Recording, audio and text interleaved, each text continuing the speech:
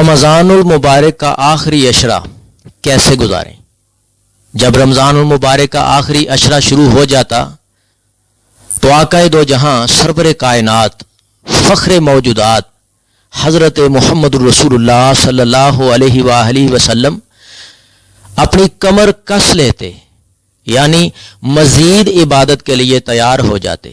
سبحان اللہ سبحان اللہ، اللہ جہاں پاک پیغمبر لیٹے ہیں وہاں کروڑوں رحمتوں کا نزول فرما، آمین یا رب العالمین۔ جب آخری عشرہ شروع ہو جاتا تو آپ صلی اللہ علیہ وآلہ وسلم ان راتوں میں جاگا کرتے، جاگ کے گزارتے ان راتوں کو، اور اپنے گھر والوں کو بھی جگایا کرتے تاکہ وہ عبادت کریں۔ سیدہ عائشہ صدیقہ طاہرہ مطہرہ زکیہ مزکیہ رضی اللہ تعالی عنہا فرماتی ہیں کہ آپ صلی اللہ علیہ وآلہ وسلم رمضان المبارک کے آخری عشرے میں جتنی عبادت کرتے، سال کے کسی دنوں میں کسی راتوں میں اتنی عبادت نہ کرتے۔ ہمیں ان 10 دنوں میں جو کام کرنے ہیں ان میں سے سب سے پہلا کام یہ ہے کہ آپ صلی اللہ علیہ وسلم کی سنت سمجھ کر لیلۃ القدر کو تلاش کرنا چاہیے۔ یہ عظمت والی رات ہے، 1000 مہینوں سے بھی افضل ترین یہ رات ہے۔ اللہ مالک الملک نے اس کے نام پر پوری سورت نازل فرما دی۔ صحابہ کرام رضوان اللہ علیہم اجمعین، تابعی تبع تابعین، سلف صالحین، اولیاء کرام ان راتوں میں اپنے آپ کو ایکٹیو کرتے تھے، یعنی تیار کرتے، تیار رہتے عبادت کے لیے۔ غسل کیا کرتے تھے اس سوچ میں کہ ان راتوں میں اللہ کے مقرب فرشتوں نے آنا ہے، رحمتیں لے کر آنا ہے، تو ہمیں ایمان کی بہتر حالت میں ہونا چاہیے، اس لیے وہ غسل کرتے، تیار اپنے آپ کو کرتے۔ اور اگر کوئی غسل نہ کر پاتے تو کم از کم صاف کپڑے اور خوشبو لگا لیا کرتے تھے۔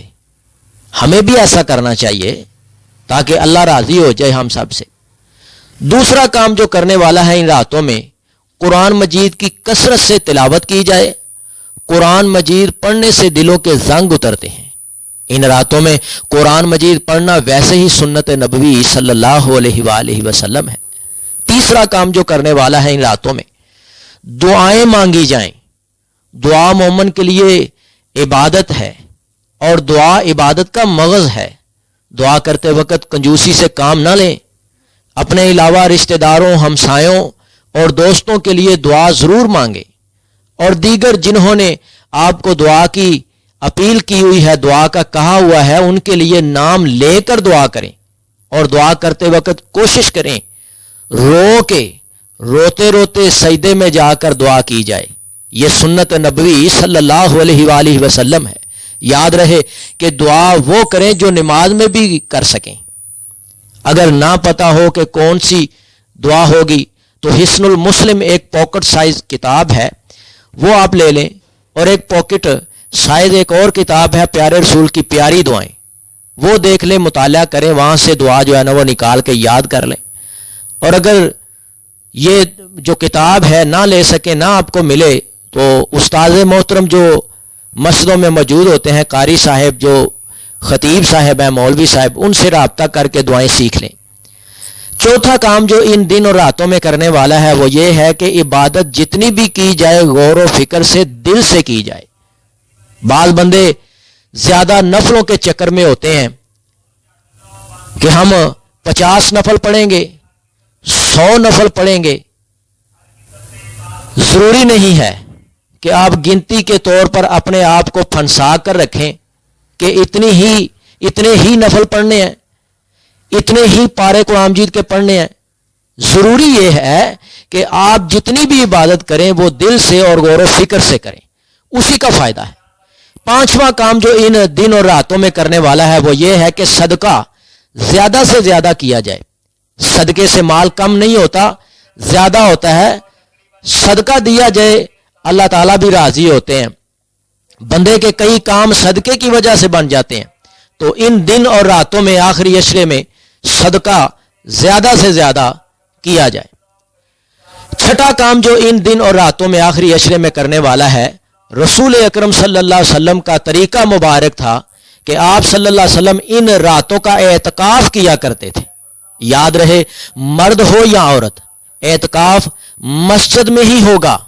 बाज़ लोग इख्तिलाफ करते हैं कि औरतों का एतकाफ मस्जिद में नहीं घर में होगा, तो ये किसी भी सही हदीस से साबित नहीं है। औरतों का एतकाफ, मर्दों का एतकाफ मस्जिद के सिवा किसी और जगह नहीं होगा, सिर्फ मस्जिद में ही होगा। अब कई लोग इस बात को सामने रखते हैं, जी औरतें पर्दा करती हैं, औरतें जो हुई तो इसलिए इनका एतकाफ घर में होगा। आप आका अलैहिस्सलातु वस्सलाम की जो बीवियां थी उन्होंने एतकाफ किया तो मस्जिद में ही किया था। सहाबा किराम रज़वानुल्लाह अलैहिम अजमाइन की औरतों ने एतकाफ किया तो मस्जिद में किया। तो इसीलिए आज भी अगर किसी औरत ने एतकाफ करना है तो वो मस्जिद में करेगी। सातवां काम जो इन दिन और रातों में करने वाला है वो ये है, चाहिए कि इन दिनों में और रातों में ज़कात दी जाए। आपने फरमाया जो ज़कात देता है वो मोमिन है। अल्लाह ताला ने कुरान मजीद में फरमाया, अल्लाह ताला फरमाते हैं ज़कात वाला, ज़कात देने वाला कभी अपने माल की वजह से खौफजदा नहीं होगा। जो ज़कात देता है उसने अपने सारे माली मामलात अल्लाह के सुपुर्द कर दिए हैं। आखिरी बात जो इन दिन और रातों में है, कसरत से दुआएं की जाएं। जो इन दिन और रातों में कसरत से दुआ मांगने वाली है वो मैं आपको नोट करवा देता हूं। दिन हो या रात हो, आखिरी अशरे में अपनी जुबान से कसरत से पढ़ा करें, अल्लाहुम्मा अजिरनी मिनन नार, अल्लाहुम्मा अजिरनी मिनन नार, अल्लाहुम्मा अजिरनी मिनन नार। और आखिरी अशरे में दूसरी दुआ जो कसरत से मांगनी चाहिए, अल्लाहुम्मा इन्नका अफुव्वुन तुहिब्बुल अफ़्व फ़ाफ़ु अन्ना। ये जो आखिर में अन्ना का लफ्ज मैंने बोला है ना, अगर अकेला बंदा दुआ कर रहा है तो वो अन्ना की जगह अन्नी बोलेगा, अल्लाहुम्मा इन्नका अफुव्वुन तुहिब्बुल अफ़्व फ़ाफ़ु अन्नी। और अगर वो सबको जहन में रख के वो ये दुआ करता है, यहां सामने बैठने वाले हजरात बैठे हुए हैं तो सबको ज़हन में रख के पढ़ता है, तो इस अंदाज से पढ़ेगा, अल्लाहुम्मा इन्नका अफुव्वुन तुहिब्बुल अफ़्व फ़ाफ़ु अन्ना। तो ये जो दुआएं हैं कसरत से पढ़ो। और इस्तिग़फ़ार जो है आका अलैहिस्सलातु वस्सलाम आखिरी अशरे में अस्तग़फ़िरुल्लाह अस्तग़फ़िरुल्लाह अस्तग़फ़िरुल्लाह कसरत से पढ़ते, अल्लाह से कसरत से माफ़ी मांगते। और सहाबा किराम भी कसरत से माफ़ी मांगते, औलिया किराम कसरत से माफ़ी मांगते, ताबी तबाइन तबा ताबीन सलफ सालेहीन और आइमा किराम औलिया किराम कसरत से इन दिन और रातों में अल्लाह से माफ़ी मांगते। और हमें भी चाहिए कि इस अशरे को इसी अंदाज से हम गुजारें।